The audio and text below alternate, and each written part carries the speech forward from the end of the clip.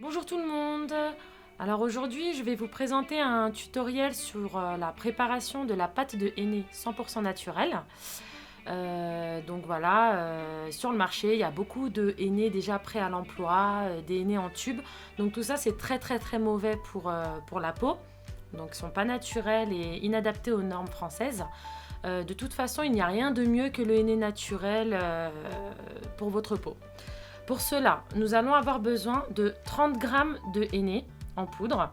Donc moi j'utilise la marque Soja du Rajasthan parce que c'est une très bonne marque et au final on a une très belle couleur, marron foncé. Ensuite, on va prendre 2 morceaux de sucre ou 12 g de sucre en poudre, à peu près 80 ml d'eau tiède. Donc j'insiste sur l'eau tiède, faut pas qu'elle soit froide, pour éviter les grumeaux. De l'huile essentielle eucalyptus.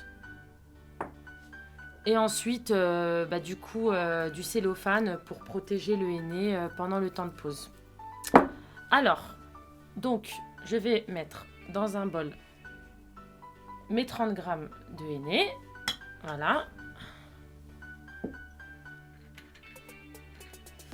Mes 2 morceaux de sucre. Alors moi j'ai tendance à mettre quelques gouttes d'huile essentielle pendant la préparation et après le temps de pause du henné. Donc à peu près 8 à 10 gouttes. Alors du coup vous allez venir mettre un peu d'eau et mélanger au fur et à mesure.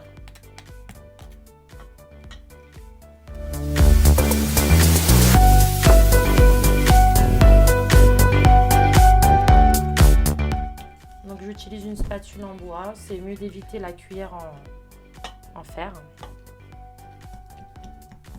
Ou bien vous pouvez utiliser la fameuse spatule qu'on utilise en pâtisserie.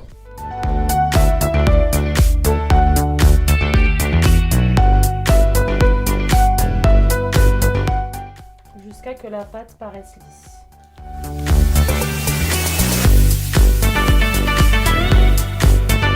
Une fois la pâte mélangée, donc on va la laisser poser, on ne peut pas l'utiliser de suite parce que sinon la couleur elle va pas forcément bien marquer.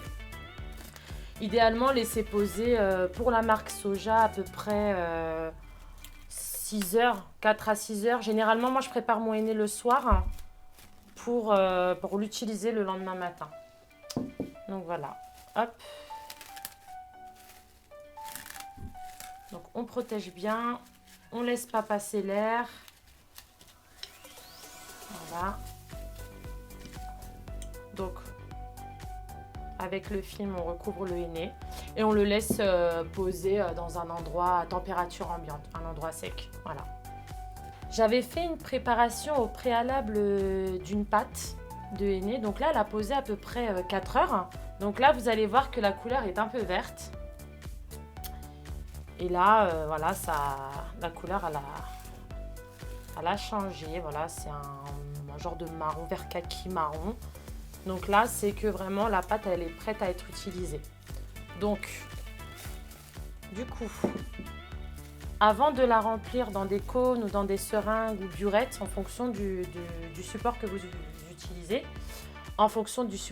utilisez, vous allez remettre quelques gouttes, donc à peu près 8 à 10 gouttes d'huile essentielle eucalyptus. Je ne sais pas si je vous l'ai dit, moi je l'achète en pharmacie, c'est pur essentiel.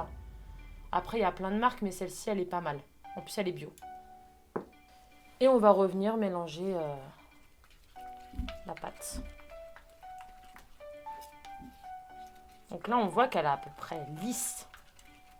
Vous voyez ? On a l'impression qu'il y a des grumeaux, mais il faut juste bien mélanger. Donc, si jamais vous avez une pâte de henné où vous avez pas mal de grumeaux, la technique, c'est de le faire passer dans un collant. Mais normalement, pour cette marque-là de henné, il n'y a pas de... Il n'y en a pas. Enfin, il n'y a pas de grumeaux.